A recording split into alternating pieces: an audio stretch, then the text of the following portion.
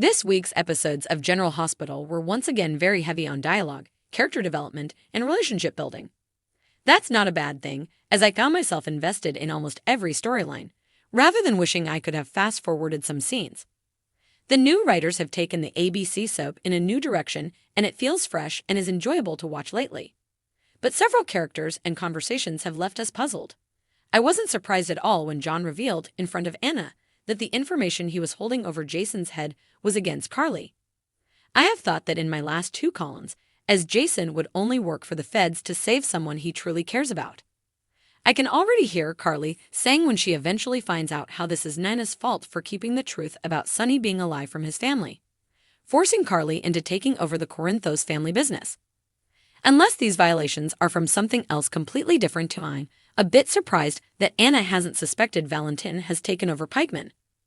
For weeks, she was all up in his business as to how much he was really involved in Pikeman. Just this week, John didn't want Anna involved in the investigation as she has ties with the WSB, and the ties between them and Pikeman go back to her time with the agency in the 80s. Big clue right there. Think Anna, who else was there? Friday's episode had Anna grilling Brennan, who it was lovely to see again, about who was running Pikeman now.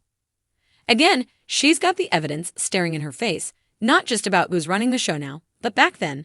She stated Brennan was rewarded for the failed ops, and the money that went missing back then likely became seed money for a deal with Pikeman. Who in the WSB would want to see the organization working with another organization dealing in weapons of terror? Who wouldn't be in a position to reward Brennan? How might that person be linked with the current head of Pikeman? It's Victor, Anna, Victor, and now Valentin. Which bears asking, is Victor really dead? Is he still out there and involved in Pikeman somehow? Meanwhile, John interrogating Drew about Jason was just a bizarre scene. Did we not earlier in the week see John force Jason into continuing to help him bring Pikeman down by acting as bait to draw someone in the organization out to try and take down Jason? Why then does he also seem hell-bent on taking Jason down too? What does he have against Drew? One thing I can't believe I'm going to say, I didn't mind Drew in those scenes. Maybe it's just because John was even more annoying than Drew. However, I also didn't mind the scenes between Drew and Nina this week, more on that later. Maybe it's just that Drew is actually tolerable when he's not Carl's little yapping chihuahua. Don't get me wrong, I'm not saying he's interesting either. Anna's lashing out at Sonny was an intense scene, but I have to wonder if she'll eventually change her mind about him when the truth about what Valentin's doing with his meds comes out. Speaking of his meds, a lot of viewers still suspect Ava might be involved, and the show seemed to give a little credence to that theory. Both Christina and Dante suddenly find the fact that Ava is still living with Sonny weird, and Dante plans to keep an eye on her. Sonny went from kissing Ava last week to smiling and having a good time with Natalia this week. Lois immediately saw how Sonny was looking at her and warned him that Natalia was an over-involved busybody stage mom. I loved Lois calling Natalia out. Natalia was completely annoying this week, from her demands about Blaze's deception contract to trying to keep Blaze's private life a secret to still trying to blame her daughter being gay on what happened with Link. Like mother like daughter, Brooklyn made it clear to Natalia that messing with Blaze and Christina's love life would not go over well with Sonny. And with Sonny off his meds, she better watch it. Joss, Sonny ruined my life shtick reached even more annoying heights this week. I absolutely loved watching Christina call Joss an ingrate given all Sonny had done for her over the years.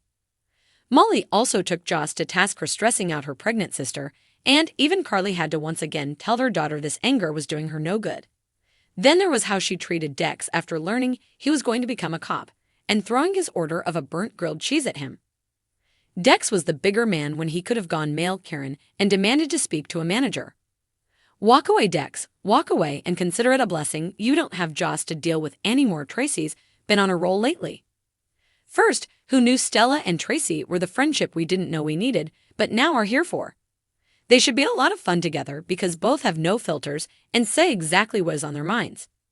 Tracy complimenting Gregory, including telling him he was easy on the stables, and becoming completely flustered and unable to talk to him until he put on a shirt. It's been fun seeing this lighter side of Tracy. Plus, I loved her immediately shooting down Cody's ridiculous nickname for her, Matriarch Quartermain. Nina's been given a lot of advice lately to move on from Sonny. A week or so ago, Valentin tried to convince Nina to move on, though we now understand why he also said he wasn't worthy of her, just like Sunny wasn't. Because he's trying to take out her soon-to-be ex. Maxie also made it clear she misses the old Nina, not the one who made her entire life about being Mrs. Sunny Corinthos. Part of me still feels that when Sunny's men's issue is discovered, and he's back to thinking clearly, he'll regret pushing Nina, Michael, Carly, Jason, and others out of his life. He might even say, "What the hell was I thinking with Ava?" But by the time that happens, Nina may have moved on. Drew's conversation with Nina was well-written, acted, and really entertaining. Again, when Drew isn't busy being Carly's biggest champion, he's tolerable. Drew read Nina for filth for blaming everyone for her problems and never taking accountability.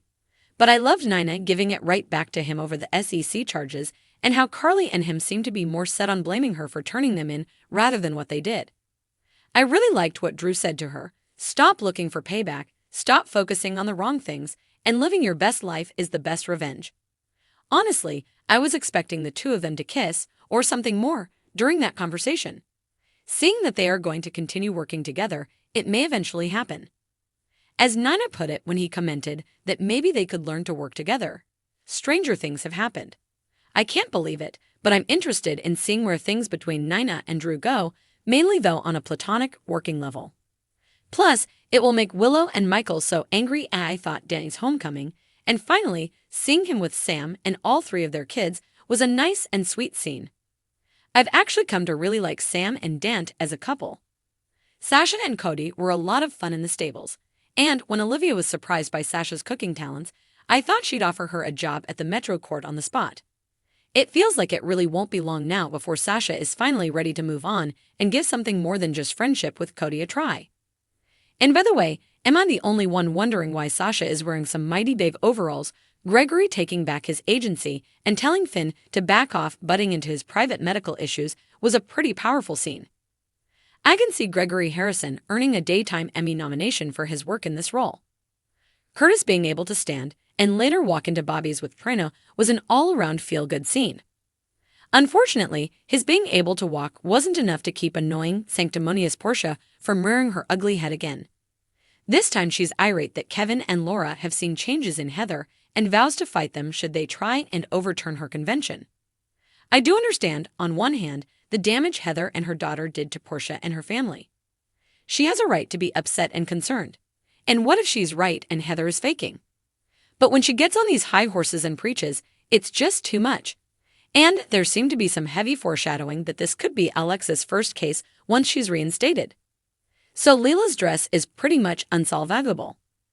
Funny given it seemed perfectly fine when it was brought out of storage and Brooklyn opened it up.